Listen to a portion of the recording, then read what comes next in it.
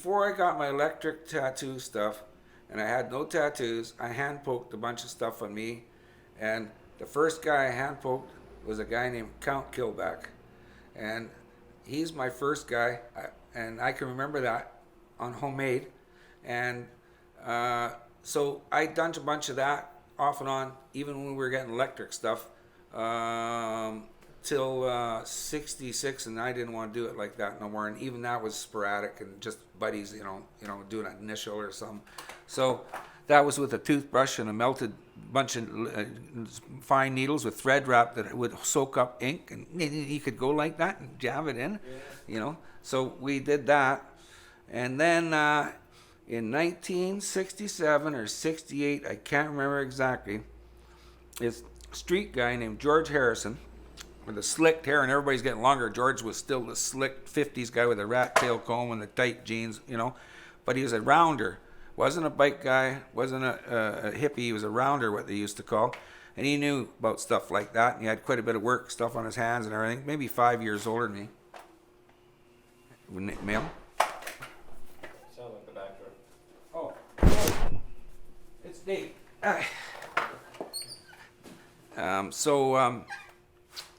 What were we saying? Talking about some rounder. Oh yeah, so he says to me, through guys I know, that about tattoo equipment for sale. So I'm interested, because man, it is hard to get. Nobody gives you nothing. Doc, Curly, I don't care who you were, you ain't getting nothing. They protected their style, you know what I mean? So I meets this guy, and I know who he was, and so he opens this toolbox up. A machine, color, plastics, charcoal, needles, few things, right? Enough. So I goes, how much? And he says, 40 or 50 bucks. I can't remember. Whoa, dude, 40 or 50 bucks, that was a week's pay. Almost, maybe not quite, but it was money. But I didn't care. I would have paid double, because I've tried for 3 years to get machines. Couldn't find it. So I guess this tattoo stuff, and what does it say on the machine? Sailor Joe Poncho, and it's brass. It's in Lyle Tuttle's museum now, and I should have kept it, but that was my first one. And it started from there. So the first night we got it, do you want me to tell you what happened there? Can we? Yeah, we were drinking. We were 18 or 19 years old, and I want to try this thing. So we're all in a garage where we worked on our choppers and stuff, and we grabbed this Randy Hustis guy, and down the chair he went, and I took a stencil, being Harley guys. There was one with a bulldog's face with a Harley hat. He didn't even have one. He's getting it. Put that on there. But we start. I starts tattooing. God, no rags, nothing. How can I wipe? So we find some stuff. So we start, and I tattoo this guy. Well, it's too much joking and that. So, and when I finished it, one of his guys is working on the bike, and he kept glancing over. I finish it. We all look at it, and we burst out laughing because we're kids. It looks like a knuckle sandwich. Jowls and the dog and everything was so bad. So anyways, he's not bummed out because he's just relieved it's over, because he's got a stick he's been biting on, because it's hooking and doing things. I'm pulling it out. So next, that guy says, Redmond his name, he goes, I want one with a wheel and wings. So I does a wheel and wings. Well, let's put it this way. They didn't work out.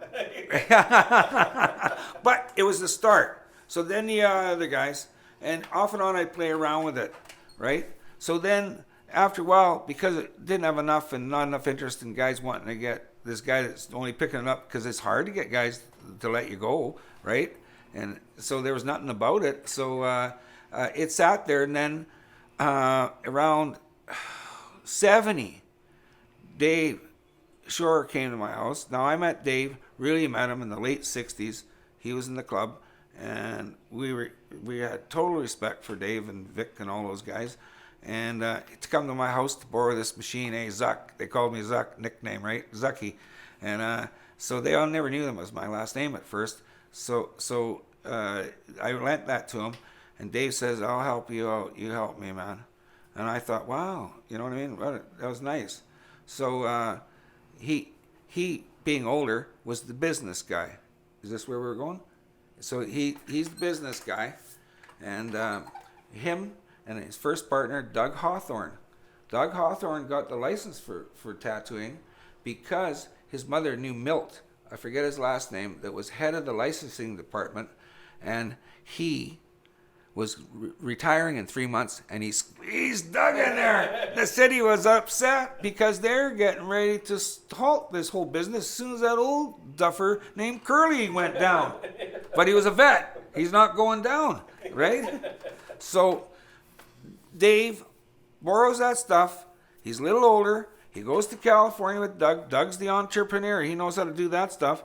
And the shop opens up, and Dave starts tattooing, and I start tattooing more at home. Now I'm really interested, right? You know what I mean? I got a friend in there. So Dave's helped me. I'm working there helping. He shows me making needles for him and stuff and watercoloring. And now I start my whole thing. But I ain't got much. Stuff's still hard to get. Zeiss was around a bit, maybe still. I'm not sure. Yeah, it was, because I got my first colors from him that flared up. The yellow flared up about this high, and the mercury red was about this high. And so we were given a little 3D to the whole thing there. And so working there and learning, I heard through the wind in around 72, Captain Ted had already shut down, but where his stuff went, and it was tattoo equipment, I didn't know nothing. I bought Captain Ted's whole shop from him. $600. I bought everything. I had his memoirs, or what they call those books people use? Diary there, of trips to his thing, and I'm never going to see Dad and my brother again because they weren't happy with him, whatever reason. You know, I can't go into that because I can't remember it all. But I bought them out, and I found out everything was wore out, you know, or whatever. But there was one guy that was interested in this old stuff. I had blind flash and everything, probably from, well, being from Boston, it could have been anybody's, you know. It could have been that guy, Percy Waters, God. But anyways, our hero. But anyways, so Dave opens up. I get this stuff. I'm going to go for it. Well, no, I'm not. I phoned, I got a hold of title through Pat Martinick, and Pat did an eagle on my leg here, and he sold me a really nice transformer. I got it to this day with the old tubes. Really works slick. Dave says that's one of the best ever, right? It was. We used to use old ones out of airplanes. The radios out of airplanes. Have you ever heard of that? No. Zeke used, and we used to use them, and they'd be all open tubed and just be underneath the thing and work slick, but no parts. Eh? So, but anyways, where was I saying there? Oh, you got all that stuff you bought. Oh yeah. So he tells me. So I phones Tuttle. Tuttle flies up here, and I gave him. He came and hung out and gave me some advice and bought all the stuff, and we traded for some new stuff, and he was helping me out. Pat did. Pat was really nice to me. He came by my shop and showed me some stuff too. Right, very nice man. And Tuttle got all that stuff and put in a museum. The thing that opened up the midgets at the carnival made and everything, you know. So that was pretty neat. So now I battled it out with the city. I got a location. They won't let me open. I'm there at night. But anyways, I have to wait. So finally, after 6 months of battle, I goes in front of all the city council, me and Dave. Here's us, motorcycle hoodlums. Nice. But we're in front of all these people that aren't from our world, and we have to tell them what we're up to. You know what I mean? So it was pretty tough for us guys, right? Being from East Vancouver, for me, I was nervous. You know, it was all relying on me, because if I didn't get in, they could come after, and once Curly's gone, come after those bike guys. That was their intent, I think. You know, and that's how they put it too, right? You know what I mean? So Mayor Phillips was in at that time, and he wanted us to take our shirts off and show his tattoos, and I went and seen that other famous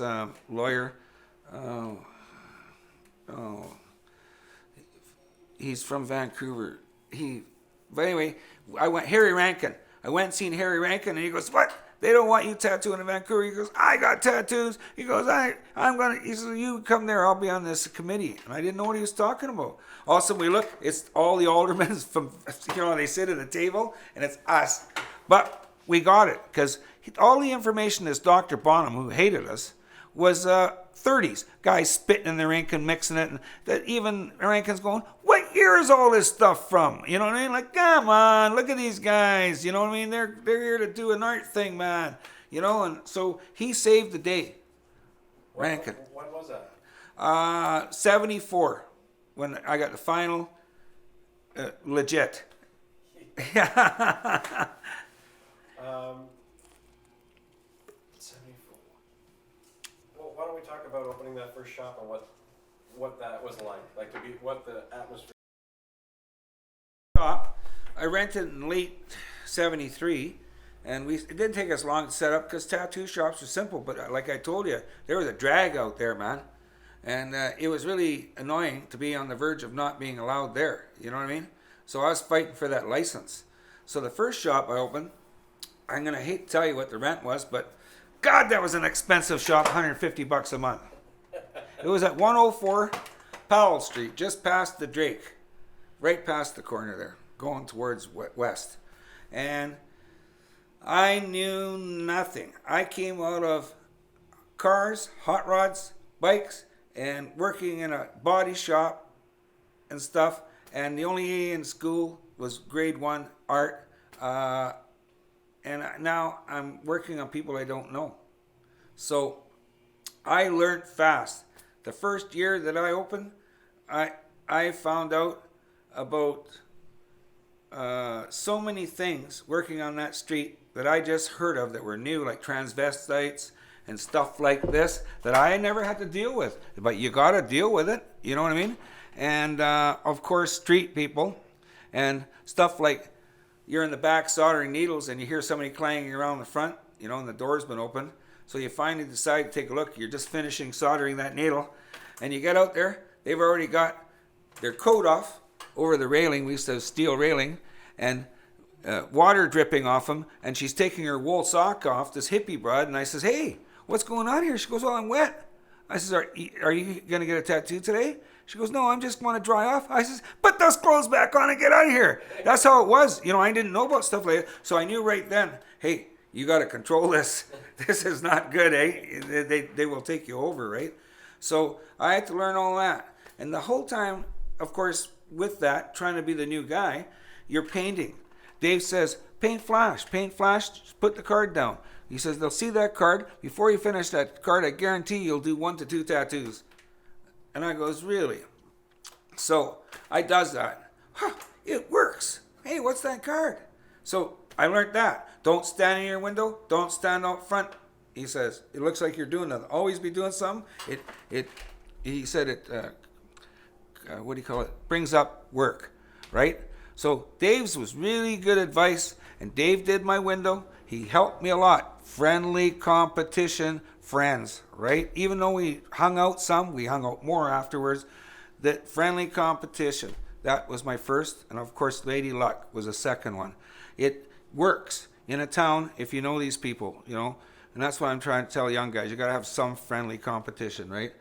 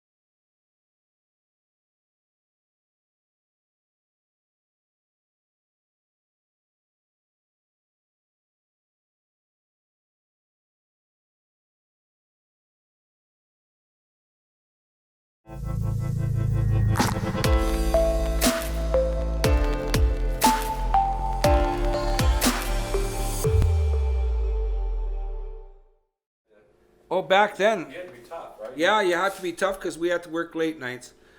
We worked late nights Friday to Saturday because Dave says we're downtown tattoo artists, and guys that are old enough, and you are, that was really where the center of the tattooing was coming from. It wasn't some guy way out there. It was downtown. Everybody meccaed to Detroit, to Vancouver, Toronto. You know what I mean? So we were the downtown guys. We had an obligation. We work late, give the sailors what they want, and the people what they want, us. And it was great, but it was tough. We had a lot of guys. Dave said some days, don't you feel like a gunfighter? And they'd come in the door and they got a chip on their shoulder. They're baby boomers and they don't like us guys with the fancy bikes and cars or how we look. You know what I mean? They want our tattoos, but they're going to give their opinion. They thought. Dave, as soon as Dave came and worked with me, he put a sign up, and it's a very famous sign, 10 rules, commandments of this shop. And I think a lot of West Coast guys heard about it. And you read it first, and if you don't like our attitude, it had a thing like, if you don't like it, get it out soon. Now, because we're not going to take it. You'll get adjusted. Yeah, you'll get adjusted. So it was very tough, but the people were good. We had to draw from people's little bits they brought us, ideas. You couldn't find a lot of stuff. There was no photocopiers. There was no magazines. The best comment or you could have for you in your trade, what I learned by the end of the 70s was when Pinky Yang said to a guy that me and Dave worked on, hey, he got up from work and he goes, hey, AC, Bryan, Dave, AC Tattoo. Oh, I like it. Like those guys. Bert Grimm moved up Portland. Come on down. We didn't go down. He wanted to see it. Those were the guys where we needed for our boost. Our customers told us by coming back and doing our stuff, but those guys were who was important. Yeah. Do you know what I mean? It was the other tattoo artists saying, because it was so special. And I quit my job, a union job, to do this. I made more money on my union job than I did the first 4 years till things really started to go. It seemed like we were busy, we were. But the cost of the shop, updating all the time, then machines and everything was, and then we started making t-shirts and stuff. And we were the first guys to have t-shirts, you know what I mean? And, but we didn't have t-shirts too much like on what you got, like say, Ed Hardy's now. They were our own t-shirts with our own logos with bikes and things and Race to Ace, and you heard it all. Oh, yeah. Vest in the West. We just did that because you could do that. Yeah. Nobody really was. Who was the best in the West? Because as soon as you thought you were best, there was somebody else. How did Dave get his start in tattooing? Dave? How did he? Sure. From me. He for the first equipment, it was the stuff he borrowed off of me. And Dave got tattoos too. Dave had tattoos from Curly. He didn't like those blotches. He had them all covered up. And he had some old stuff, because we all got tattooed by the time we were 16. You know what I mean? And so Dave got tattooed. Then when he got interested, because see, Doc was gone now. And Curly, it didn't take much for a guy to figure out I'm artistic, and he liked them, to do something about it in your town then. So here's the bottom line. To be a tattoo artist, and you are a bit of one, I can tell, a misfit, society's child, whatever you want to call yourself, hippie, biker, surfer, you're all being watched by the Victorian area. What are they up to now, right? Well, we're up to this. Yeah. We're going to open shops. And it was happening down the coast, right down this whole coast. I don't know about the East Coast, but down the whole coast. There was more guys coming in now than ever, because the middle guys, like Lyle's age, that came after the war, 50s, and there's a bunch of them, but you know them all. And Zeke was one of the new guys, but he was already a little bit older, that gave it to guys like Dave and Ed and that, you know what I mean? So now it's nice.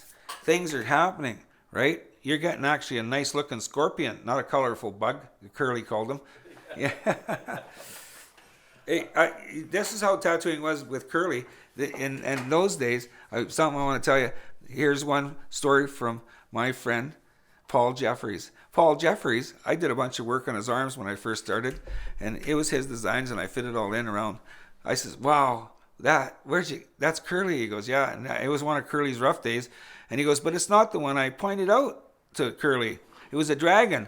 And I said, what do you mean? He goes, he outlined me, and I looked down. I says, hey, Curly, I wanted the dragon with the 2 wings, not the side view. Curly looked down, looked at me, says, I like this one better. You don't get no choice. So Dave, he started the whole thing. Now, he goes down south, gets in with Ed. Ed did a bunch of work on him. He goes to Hawaii in 72, late 71, 72. And he does the windows for China Sea after he got the shop from Sailor Jerry's old lady, I think that's it.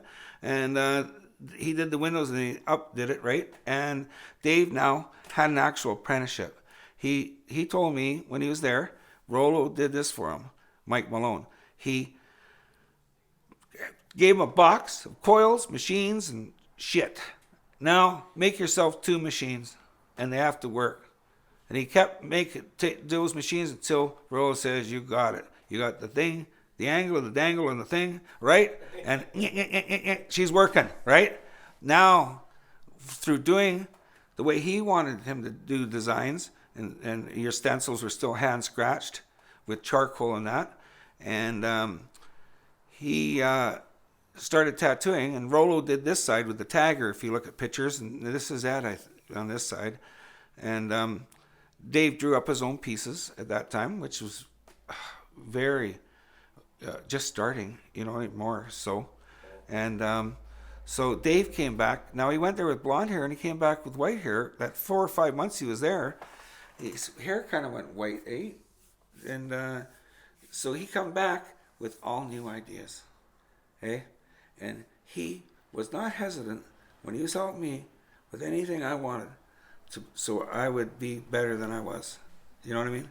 And I'm telling you right now, at today's standards, I'd get thrown out the door for good. Uneducated. But back then, the misfit, he ruled. This was his job to learn, and So Dave come back, and now the bar was set high. Dave was top dog in Canada, and there's no 2 ways about it. You can ask Paul Jeffries, you can ask any tattoo artist. There ain't anybody that touched Dave till Johnny came. And that's including myself, because John is excellent. You know what I mean? Yeah. But anyways. When I interviewed Paul, he said Dave was the first guy to do large-scale, custom, draw-on-the-body tattooing in Canada. That's right. He is. He is, and this is Paul Jeffries' quote again. Dave introduced the $50 tattoo. What was the price before that? Oh, fuck. Well, I paid $9 for this and 65 of Doc. That was twice as much as Curly would charge. These tattoos were $5 and $6. Tattooing was very little equipment, and you could tattoo in a hole, so it didn't have you didn't have to make, you know what I mean. So now Dave brought some. You bring money, put down. He brought that, right, and pay for drawing time on big piece. He brought. Doc Forbes did it, but Dave brought it a different level, trying different colors. I mean, when we were together, Christ, Paul Jeffries would go, hey, guys, Australia, there's red. You should get it. We ordered 5 pounds. 4 months later, because Paul's ahead of us, don't use that red no more. You know what I mean? So it was those experimental years, and Dave being the elder, I always, even when we moved together and we amalgamated everything, Dave was top doggy in the shop that I started on my own, because he was the leader, and I respected that totally. What Dave always had the right answers, and promoting, and just downright all around good friend and good for business. You know, he had the business sense, eh? I heard too that he was the first guy to really bring high-end sterilization to. He is. Dave is the first guy to bring the sterilization, and I'm the second guy. And I only did it because Dave told me what to do. And my dad worked at Shaughnessy Hospital, so my dad got a deal on a sterilizer for me. My dad was a number 2 orderly. I don't know what it means, but he did 2 courses where he could sterilize and do stuff like that. And my dad showed me, and Dave showed me, so I got really good end on that. You know what I mean? And we were fussy. We were fussy about our needles.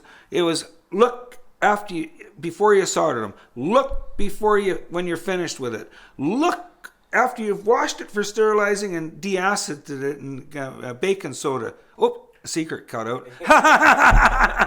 And anyways, and so everything was like that. Now, we used needles again back then because we had sterilizers. What better could you have? All separate color. Oh, Dave's first guy. Maybe Doc did it, but really the first guy that made it a standard was Dave Shore, because I came in a second shop. Cups get thrown away. Razors are separate. Everything was separate. The only thing you got used was us, right? And Dave brought all this stuff in, and I carried it wherever I did, whoever I taught, which wasn't very many guys. Rico and Russ Daly and Andrew Ureko, they were ours, and Woody, of course. There was a guy named Woody. Yeah.